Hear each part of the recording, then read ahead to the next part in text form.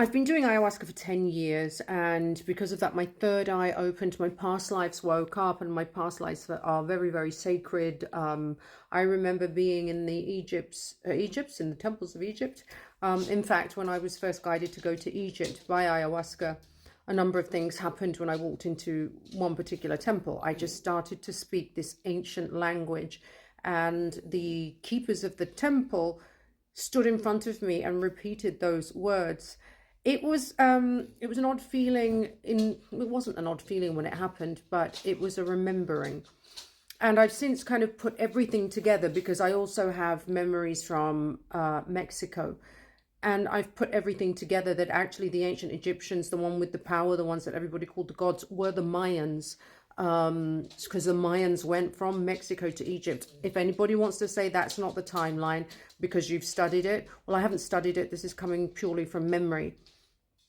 So I have all these memories, and you will learn online or in books that the Mayans sacrificed themselves or their children for to the gods. Now, I remember the first time I heard that, it really angered me. I was in Mexico and it angered me. There was a tour guide telling someone this at one of the pyramid sites. And I was like, no, the Mayans would never do that. And since then, I've pieced it all together. It was actually those from Peru, Machu Picchu, the Incas. And they invaded the Mayans. They murdered them. I mean, they're part of the Anunnaki. That's why I would never go to Machu Picchu as a site, even though everybody kept saying go. But you'll find people who are drawn to Machu Picchu are generally people who are from that lineage, who are the murderers. Now, that aside, there's something really quite interesting that I figured out. I never really participated in a cacao ceremony because I understood that cacao, which they call a heart opener, I just always had a bad feeling about it. Anyway, my research led me down to what? I mean, it's not a very simple story. And if you ever meet me and you want to know the story about how I found out that cacao was bad, please ask me the cacao story right down there and I'll tell you how I know it's bad.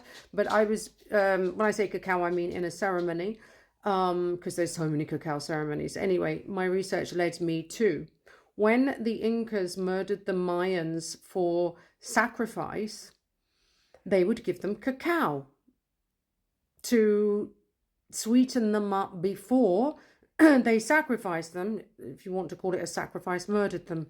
This was the story I knew. And what they did then is rip out their heart, a beating heart, whilst they were still alive. Now, today I was doing some research on another form of DMT, because it's all DMT based, right? Which is because I'm going to Mexico and will be participating as well as holding a ceremony. And I came across some more research, and guess what? They were giving ayahuasca to those that they murdered with cacao leaves. Think about it. Why? Why would they do that? Why would they do that?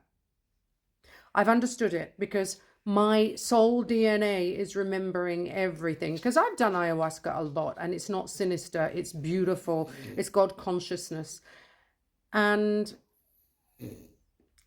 this is what it is. They gave them ayahuasca because you enter the higher states of consciousness.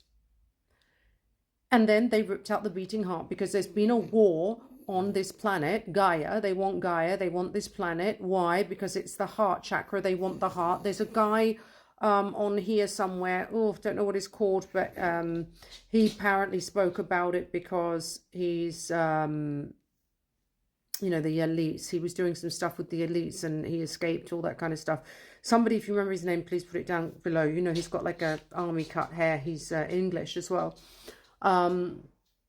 So they would give them ayahuasca and cacao. Now,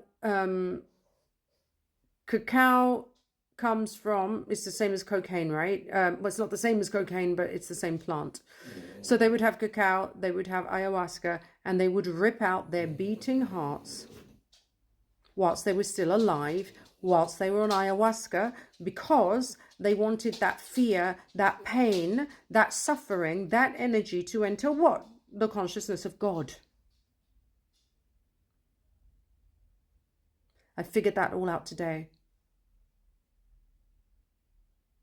And in some ayahuasca ceremonies, there are some shamans still working for that lineage. The reptilians, the greys, the Anunnaki, still working for that lineage, who are doing something similar. Obviously, they're not ripping out your heart, but they're creating that fear energy, or they're siphoning sexual energy, which is creative force energy. A huge amount of, for me, it's a massive realization to come into this today from this research. I'm always guided. I'm always guided. So that's how the kingdom of heaven, or the consciousness of God, was intercepted to create things that were not meant to be created on this divine planet. Mind blown, mind blown.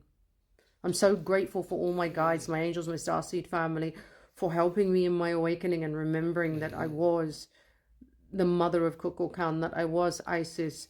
And all of these memories have led me to a lot of stuff. But today I fully understand how that interception occurred. It's crazy. Absolutely crazy. If you want to know more about the cacao story and how I got there, I am just write down cacao down below, and I will tell you about how I understood this on one of my expeditions to Palenque.